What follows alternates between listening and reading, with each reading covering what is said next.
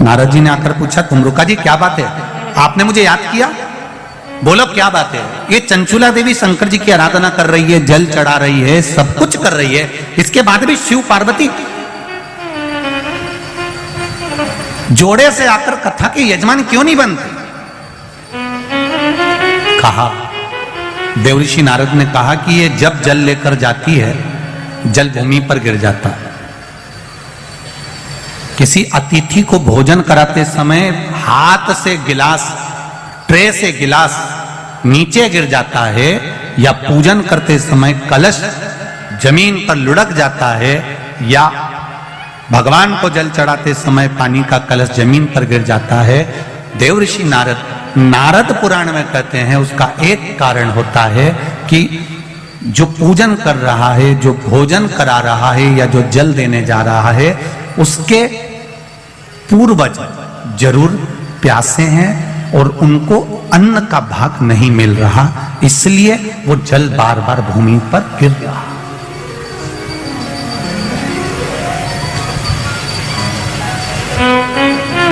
आपके साथ में भी अगर ऐसा होता हो,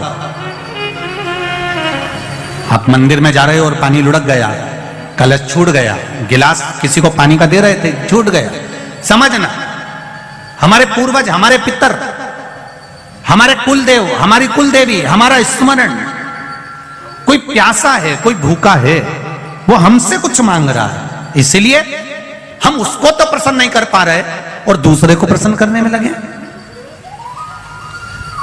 हम कई बार कथा में कहते हैं, आज फिर कह रहे हैं, घर में धर्म पत्नी विराज रही है, घर के अंदर धर्म पत्नी रह रही है, तू कभी भी उससे प्रसन्न होकर बात नहीं करता, और ना जाने फोन पर जब भी बात करेगा तो चेहरे पे स्माइल रहती है।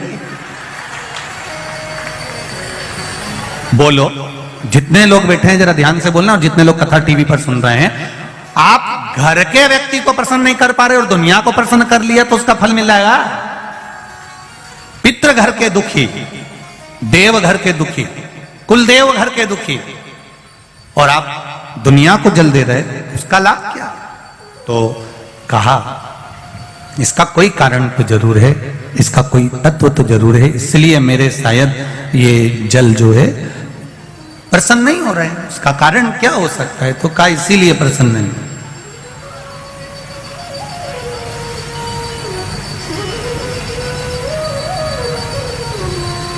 ये धर्म पत्नियां जो होती हैं ना, ये बहुत ध्यान रखती हैं अपने पति के चेहरे का। ये केवल करवा चौथ पे चेहरा नहीं देखती है, तो इस अंदाजे में मत रहना कि करवा चौथ पे अकेले व चलनी में मुंह देख लिया। ये वो करवा चौथ पे जो मुंह देखती हैं, उस स्माइल को बाकी के दिन की स्माइल से मैच करती रहती है पूरे साल।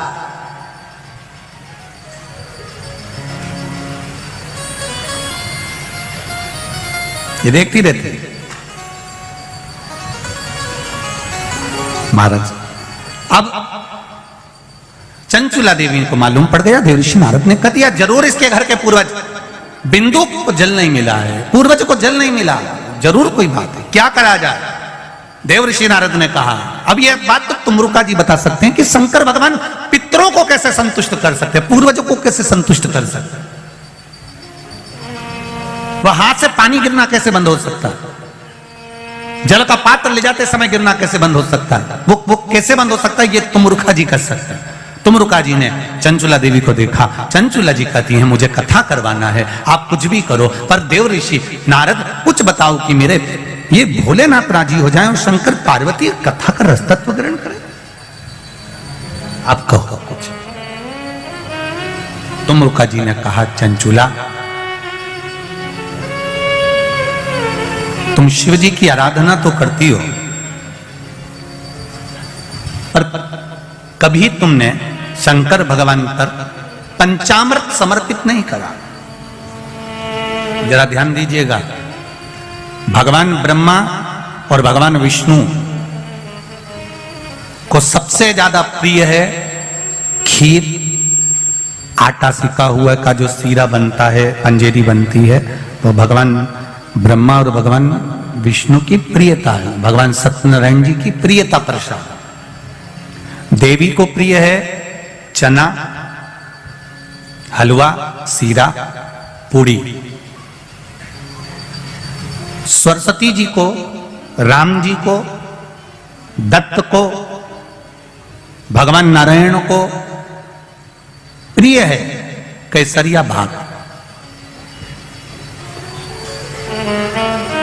पर 33 कोटि देवी देवताओं में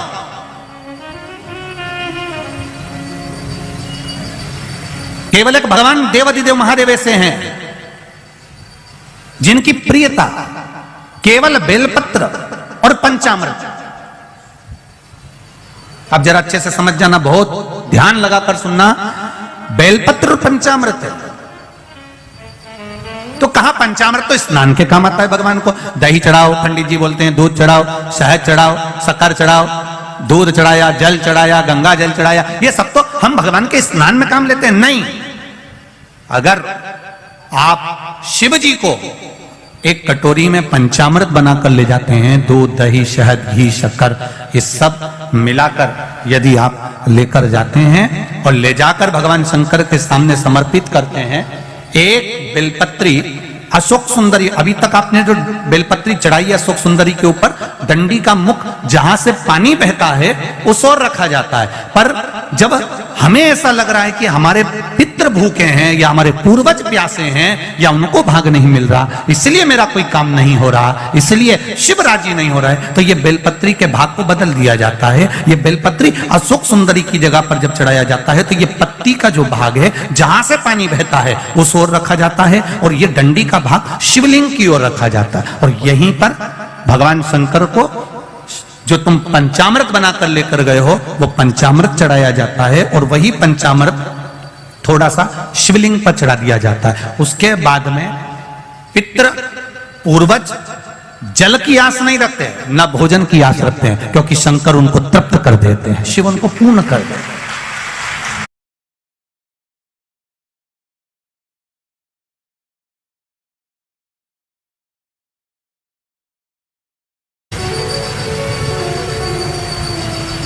एक अंतर आप थोड़ा सा ध्यान लगाइएगा। दूध, दही, शहद, घी, शक्कर सब मिलाकर कटोरी बनाकर फ्रिज में रख दो या फ्रिज के ऊपर रख दो या रसोई घर में रख दो। दूध, दही, शहद, शक्कर मिलाकर पंचामृत मिलाकर वही पंचामृत शंकर जी के सामने ले जाओ, वही पंचामृत सत्यनारायण भगवान के सामने ले जाओ, वही पंचामृत भगवान की पूजन में ले जाओ। जो फ्रिज में रखा है उसको खाकर देखना और जो भगवान के सामने तुमने समर्पित करा है उसको खाकर देखना, दोनों में अंतर हो जाएगा, दोनों का स्वाद बदल जाएगा, दोनों का स्वाद बदल, दोनों में अंतर है। आप उसको खाकर देखिए, उसमें अंतर मिलेगा आपको।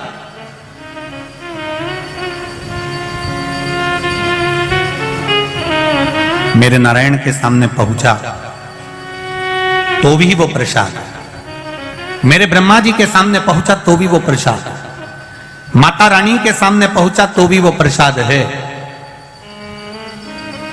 सत्यनारायण भगवान के सामने पहुंचा तो भी वो प्रसाद है। पर दूध, दही, शहद, शक्कर, पंचामृत जो बना हुआ मेरे देवाधिदेव महादेव के सामने पहुंचा, वो केवल प्रसाद नहीं है, वो औषधि निर्मित हो जाती है और उस औषधि से शरीर के ना जाने कितने रोग समाप्त हो जाते हैं। मात्र औषधि रोग मिटाने। कितना सुंदर कहा है प्रसाद का महत्व समझाते हुए हमारे संत, हमारे साधुजन, हमारे गुरुजन कहते हैं, एक बार जगन्नाथपुरी में दुनिया का सबसे ज्यादा भंडारा भोजन प्रसाद, सबसे ज्यादा जगन्नाथ का भात जगत पसारे हाथ, जगदीश में, जगन्नाथ जी में एक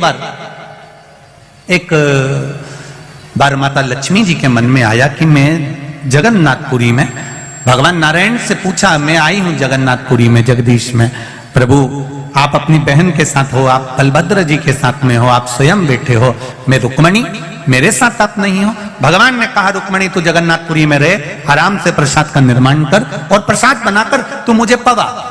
भोजन बनाने का काम माता रुक्मणी जी को दे दिया गया, माता लक्ष्मी जी को भोजन बनाने का काम दिया। जगन्नाथपुरी में आज भी जो पंडा होन, रसोईया होन, जो जगन्नाथ जी का भात बनाते हैं, भोजन बनाते हैं, प्रसाद बनाते हैं, आज भी आप उनसे पूछेंगे तो वो यही कहेंगे कि हम भगवान जगन्नाथ जी की अर्धांगिनी है। आज भी अगर पंडित या वहां के जो रसोइया हैं वो भोजन बनाते हैं तो लक्ष्मी जी के भाव से, रुक्मणी जी के भाव से बनाते हैं। अब रुक्मणी जी ने भोजन बनाया, भगवान को पवाया।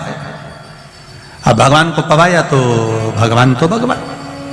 एक बार लक्ष्मी जी के मन में आया कि अब मैं थोड़ा बहुत रसोई घर में रह ली, थोड़ा बहुत घूम फिर के आती हूँ। आपके जैसी लक्ष्मी जी भी थोड़ी देर रसोई घर में काम करती है, थोड़ी देर गच्छी से बाहर जाकर झांकी आती है, फिर थोड़ी देर बाद आई तो मोबाइल उठा के देख लिया।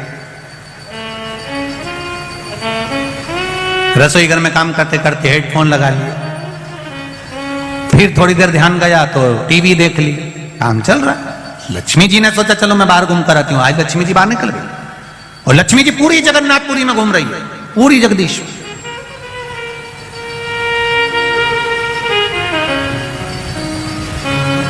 सुबह का समय था।